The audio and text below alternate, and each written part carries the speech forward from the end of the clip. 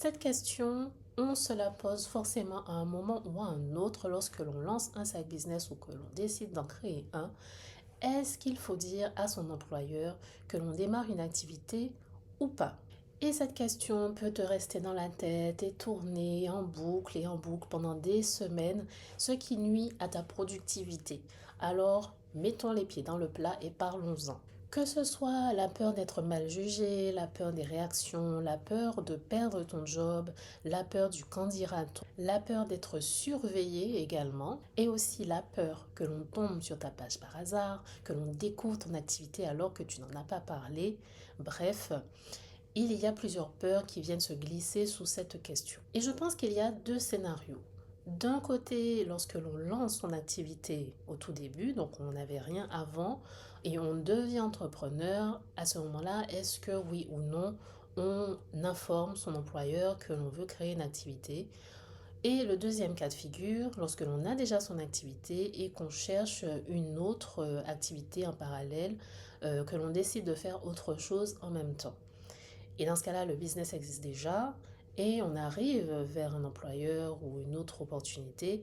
À ce moment-là, est-ce qu'on en parle ou pas? Sache que j'en parle d'expérience parce que je me suis posé cette question. Je me suis confrontée à ce blocage également il y a de ça quelques années déjà. Et je vais te partager mes constats, mon retour d'expérience. Après, à toi de décider ce qui est mieux pour ta situation avec les informations en connaissance de cause. Avant d'aller plus loin, je souhaite remercier tous ceux et celles qui se sont abonnés à la chaîne jusqu'à présent. Merci beaucoup pour le soutien, le support et la motivation pour persévérer et continuer à publier, vous trouver des sujets intéressants, répondre à vos questions et faire ces partages chaque semaine du mieux que possible.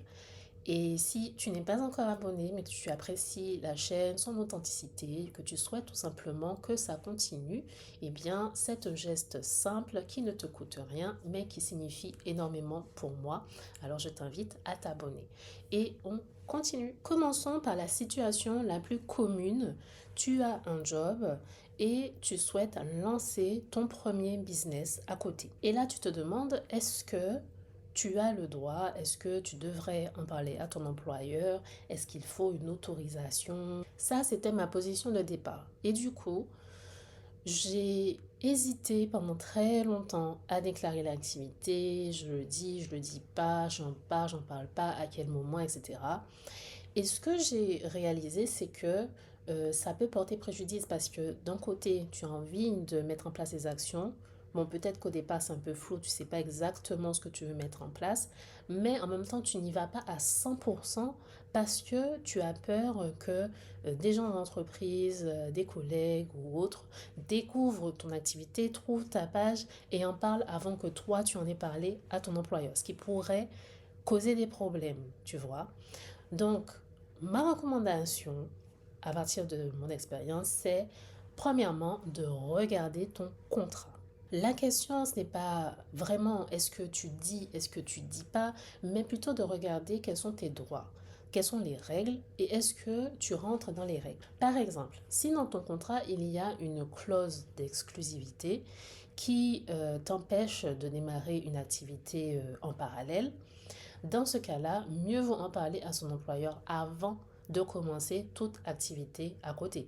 Si dans ton contrat, tu as une clause t'interdisant de te lancer sur une activité similaire, de faire de la concurrence à ton employeur, bien évidemment, mieux vaut ne pas faire de la concurrence à son employeur. De base, je pense que, et je pars du principe que ton activité secondaire ne vient pas faire de concurrence à ton employeur, ne vient pas lui porter préjudice, ne vient pas non plus exploiter, utiliser des clients de ton entreprise. Je parle de ce principe. J'estime que c'est là un signe de loyauté et de professionnalisme de ne pas porter préjudice à son employeur.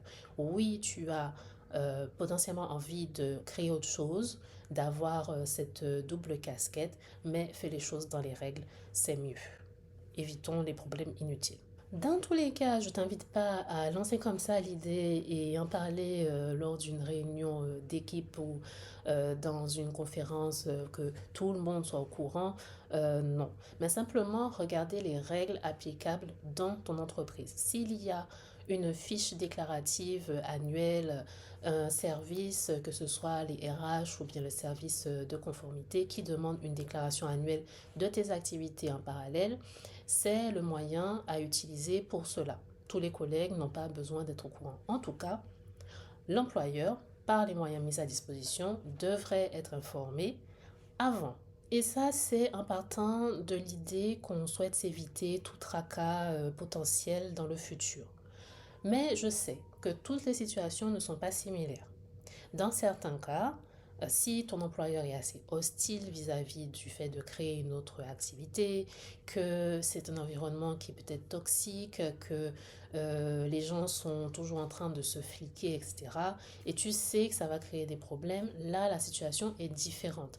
Mais encore une fois, on revient toujours au contrat. Que dit ton contrat de travail? Après, si l'environnement est vraiment hostile et que tu as des raisons concrètes de penser que ça te porterait préjudice, mieux vaut rester assez discret, tout en respectant ton bon droit et celui de ton employeur. En tout cas, lorsque c'est possible, la transparence est vraiment ce qui est plus facilitant pour ton activité, une charge mentale en moins, quelque chose dont tu n'as pas à te soucier, quelque chose qui ne vient pas te ronger l'esprit, ni te travailler. Tu sais que tu as fait les choses bien, on va dire, et à partir de là, tu es libre de pouvoir avancer sur ton business et tu n'as absolument pas peur que quelqu'un découvre ce que tu fais et vienne te dire après, oui, j'ai vu ta page, etc. et en parle dans l'entreprise puisque l'entreprise est déjà au courant. Ok, scénario numéro 2.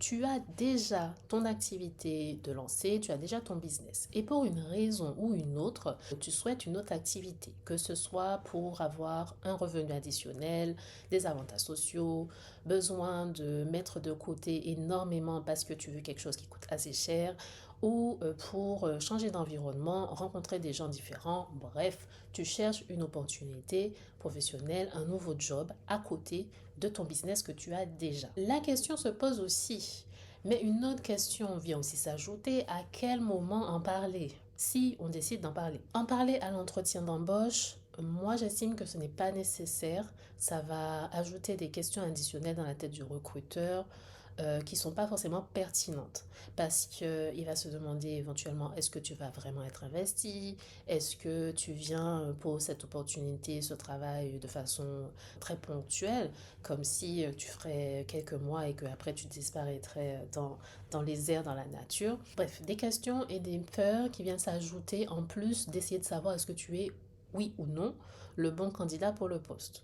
Donc, en entretien d'embauche, j'estime que ce n'est pas nécessaire de l'aborder soi-même de prime abord. Si on te pose la question, bien évidemment, on répond en jouant la transparence parce que, encore une fois, je répète, la transparence, c'est une façon de te protéger. Mais si la question n'était pas posée directement, perso, je ne l'aborderai pas. Surtout que dans la phase d'embauche où tu passes les entretiens, etc., tu rencontres parfois différents interlocuteurs et je ne pense pas que tout ce beau monde ait besoin d'avoir l'information. Mais après la phase d'embauche de recrutement, il va être fait éventuellement une proposition.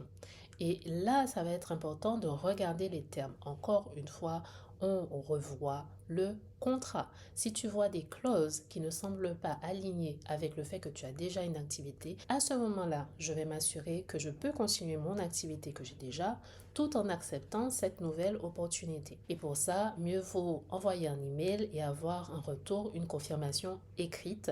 Si on peut continuer, eh bien, il n'y a pas de problème. Mais si l'employeur te demande de renoncer à ce que tu as déjà, à ce qui est ton projet que tu n'as pas envie de laisser tomber, je ne me lancerai pas sur cette opportunité en me disant que je vais quand même continuer en même temps, etc. Non. Encore une fois, la transparence est importante. Et dans un cas de figure où l'employeur ne serait pas compréhensif ou ne proposerait pas des solutions, je considérerais que c'est un environnement qui est trop rigide et peut-être hostile au développement des salariés, de ses employés. et je ne m'engagerai pas sur cette opportunité. Je laisserai à un autre candidat. Après, il n'est pas rare, c'est même très fréquent que les employeurs demandent à leurs salariés de déclarer leur activité dans des annexes ou de façon annuelle selon la politique interne de l'entreprise. Et c'est souvent déclaratif. Dès lors que l'activité n'est pas concurrentielle, ça pose pas de problème. Et une déclaration faite en bonne et due forme, c'est une situation claire et officielle, sans ambiguïté, tout est clair et tu peux te concentrer sur ton activité et te concentrer sur ton opportunité, ce job que tu dois réaliser lorsque tu es dedans. Tu es dans les règles, tu n'as rien à cacher et donc absolument rien à craindre. Et maintenant, ce qui va suivre est très important. Est-ce que lancer son activité sans être vu est une bonne idée pour un peu contourner peut-être tout ça? Est-ce qu'on lance pas un business où on se montre pas, quelque chose d'assez anonyme, où on ne connaît pas vraiment l'identité derrière, sauf sur les papiers légaux de l'entreprise, et encore faut-il connaître le nom de l'entreprise. Eh bien, dans ce cas de figure, revenons sur les raisons qui poussent à faire en sorte d'avoir une activité dans cette situation. Si la raison derrière cette intention, c'est pour cacher ton business, caché parce que tu as un interdit de la lancer dans ton contrat, caché parce que c'est une activité directement en concurrence avec ton employeur, là c'est une vraie question juridique et éthique. À un moment ou à un autre, il faudra peut-être régler ça. J'estime que sur le long terme, c'est compliqué à maintenir et cette situation représente un risque réel.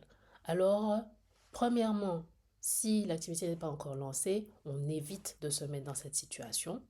Et puis, si tu m'écoutes alors que c'est déjà fait, dans ce cas-là, mieux vaut se préparer à toutes les possibilités imaginables avant qu'elles ne se présentent. Si tu as raison pour ne pas te montrer, c'est que tu te caches. Donc là, c'est pas ton business que tu caches, c'est toi que tu caches de peur que les autres te jugent, par peur du regard des autres, par peur que ce soit trop bizarre. Ça, je pense que c'est une peur à travailler, pas quelque chose à nourrir. Cette peur-là, c'est un signal d'alerte dans ton cerveau, des questions et du stress en plus qui est complètement futile. Et c'est un frein qui n'est absolument pas inoffensif pour ton business. Ensuite, si tu vises à créer une activité où tu n'es pas visible, qui est assez discret, parce que tu as raison, c'est que tu souhaites préserver ton anonymat, tu souhaites préserver une certaine tranquillité, tu souhaites éviter d'être connu ou reconnu dans la rue, tu trouves ça plus pratique à mettre en place parce que tu n'as pas besoin de faire certaines choses, tu ne t'imposes pas d'être visible, ou bien pour d'autres raisons qui rentrent un peu dans cette catégorie, c'est tout à fait légitime dès lors que tu restes dans les règles, dans ton bon droit. Avec toutes ces informations que je viens de te partager, je pense que tu as les clés en main pour identifier où tu en es aujourd'hui et déterminer quelle est ta prochaine étape vis-à-vis de cette question existentielle. Et moi, je souhaite te rappeler que ton side business mérite d'avoir toutes ses chances. Et ça commence par ne pas avoir à te cacher et ne pas te sentir contraint, te sentir étouffé, te sentir limité dans les activités que tu souhaites réaliser. Tu as de l'ambition, c'est ta vie, tu as envie de faire ce qui compte pour toi, alors agis en conséquence. Si cet épisode t'a plu et que tu souhaites soutenir l'initiative, abonne-toi si ce n'est pas encore fait. Et tu peux aussi t'inscrire pour recevoir la note Business et Dev. Chaque semaine, c'est une note que je prends le temps de te préparer avec soin qui arrive directement dans ta boîte mail. C'est ton rappel qu'il est temps de passer à l'action, ta motivation pour entreprendre et continuer à rayonner. Tu y trouves le lien vers le podcast de la semaine, des news intéressantes et pertinentes qui ont été sélectionnées avec une petite description du en quoi ça peut impacter ton business ou en quoi c'est utile de le savoir. Un mot sur les tendances du moment quand il y en a qui sont pertinentes et parfois des résumés de livres ou des informations, des questions qui permettent de se développer personnellement. Bref, ça change chaque semaine, bien évidemment, pour t'apporter de la valeur et quelque chose d'utile, d'intéressant chaque semaine. Alors, je laisse le lien quelque part avec cette vidéo, ce partage aujourd'hui, et je t'encourage à passer à l'action car il est temps de rayonner.